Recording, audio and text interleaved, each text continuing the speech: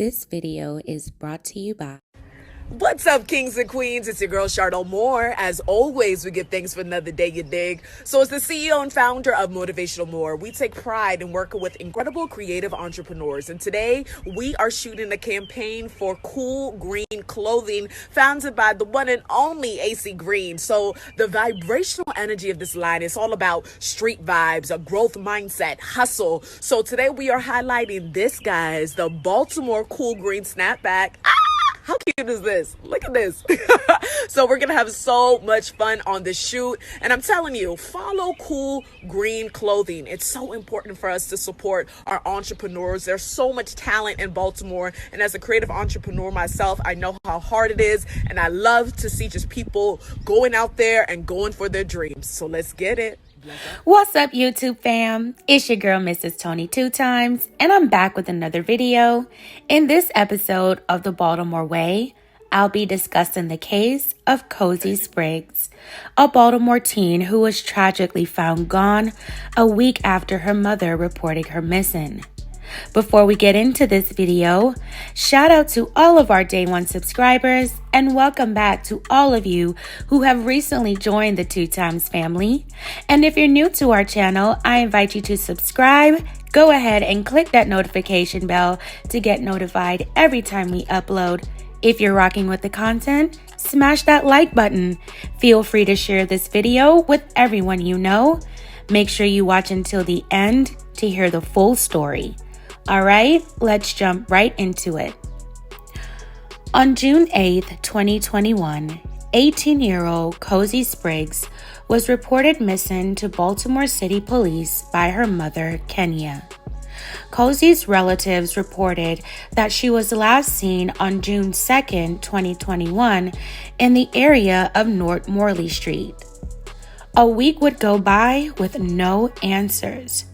Kozee's mother posted about her daughter's disappearance on social media in an attempt to find her. On June 14th, 2021, Kozee's mother filed a second missing persons report with BPD. According to documents, later that day, an officer spoke with Kozee's mother to follow up on her disappearance. Kozee's mom told the officers that she had received threatening text messages in reference to her daughter's disappearance after she reported her missing the second time. She would also tell officers that Kozee's friends had not been able to locate her either, and the iPad she left with had been turned off.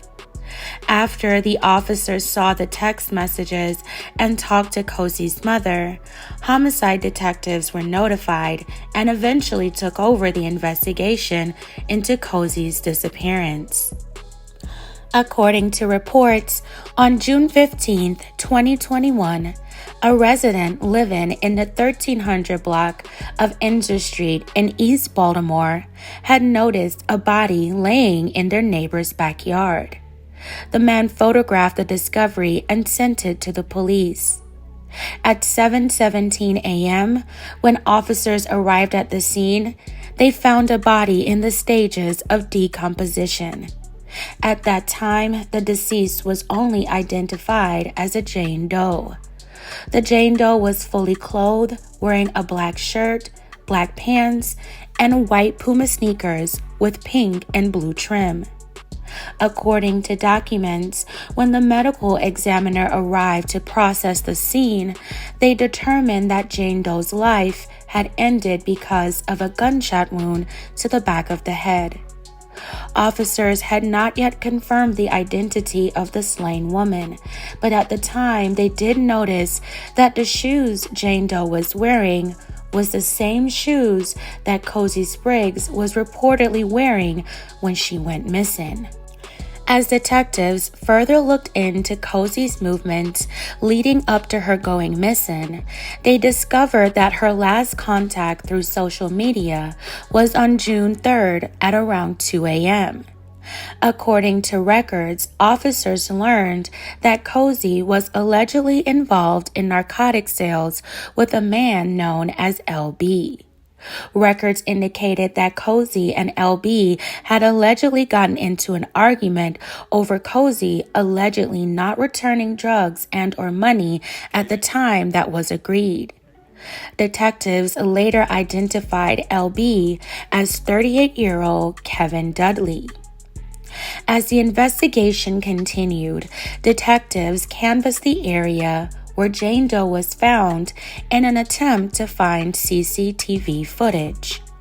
According to records, investigators were able to obtain footage from in the early hours of June 3rd that showed a newer model red Chrysler 300 pulling up to the area where Jane Doe was found. The Chrysler was seen traveling southbound on Hallbrook before turning right into the alley adjacent to the crime scene. According to reports, documents say two people exited the car and opened the trunk, at which time a third person got out. Reports say two individuals then walked into the yard where Jane Doe was found, before one ran back to the car and was seen fleeing the scene heading southbound on Inzer Street. According to documents, detectives said the car seen in the video turned out to be a rental car under Kevin Dudley's name. According to records, on June 17, 2021, the Jane Doe found on Inzer Street was identified through dental records as 18-year-old Kozee Spriggs. Her death was ultimately ruled a homicide. Kozee was described by friends as loving and caring. I believe from what reports say, Kozee was still in high school at the time of her passing. Kozee was well loved by her family and friends. Kozee, at just 18, had her whole life ahead of her. By this time, Kevin Dudley was a suspect in Kozee's tragic slaying. Officers were able to locate his address through the MVA. At his residence in the Pigtown area of South Baltimore, officers saw a red car parked outside that was very similar to the one they saw at the crime scene on CCTV footage, according to charging documents. Detectives reportedly saw Kevin Dudley getting in the red car and driving it. According to records, investigators obtained a search warrant for Kevin Dudley's residence on the 1300 block of Glendon Avenue and a warrant for the red Chrysler 300. At approximately 4:58 p.m., the SWAT team executed the search warrant at the residence on Glendon Avenue. Kevin Dudley was found outside and was transported to the homicide unit. The red Chrysler was towed to the crime lab and processed for evidence. A few hours later, Kevin Dudley was interviewed by detectives. According to documents, he waived his Miranda rights and agreed to speak with investigators. According to reports, after initially denying any involvement in Kozee's disappearance, Kevin Dudley admitted to being on the scene when she was slain and driving the getaway car from the scene where her body was discovered. According to charging documents, Kevin identified his vehicle from a still photo taken at the crime scene at the time of the heinous incident. He also admitted that he was allegedly in the car when the victim and other unidentified individuals arrived at the scene with Kozee, according to charging documents. Kevin Dudley was transported to Central Booking and subsequently charged in connection with Kozee Spriggs' slaying. According to reports, in addition to the hit charges, he was also held on other weapons charges from an open warrant dating back to 2019. At his bail review hearing, Kevin Dudley was ordered to be held without bond. He was also charged with similar charges in 2018, where he was held without bail, but the charges were later dismissed by the state. According to news reports, Kozee's mother said that she felt she was in a dream, like she was in limbo after the discovery of her daughter's slaying. Kozee's mother and family members aimed some of their frustration towards the city's state's attorney. Kozee's mother told Fox 45 News, "I'm hurt. They should have been looking for my child when I've been asking and I've been asking. I've been telling them my daughter is gone. I've been giving this information." That she felt that law enforcement officials did not do their job. Kozee's cousin also expressed her dissatisfaction with State's Attorney Marilyn Mosby at the time. The cousin said that the chief prosecutor failed her cousin and that Kozee would be here today if they had not let the man they said is responsible for Kozee's passing get off with prior serious charges. I can't imagine how hard all of this was to process for Kozee's family. When reporters questioned law enforcement officials about why they were not able to apprehend Kevin Dudley sooner, the department said that sometimes arrests are immediate and other times it takes longer. Fortunately, they got him then. In February of 2022, Kevin Dudley was offered a plea. During a reception court hearing, a judge listened as the prosecutor presented a plea of life for second-degree hit and 20 years without parole for use of a firearm during a crime, with the charges set to run concurrently.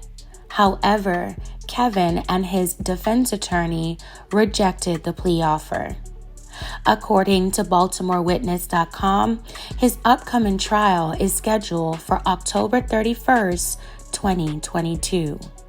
He's facing charges of 2 counts of first-degree hit and weapons charges.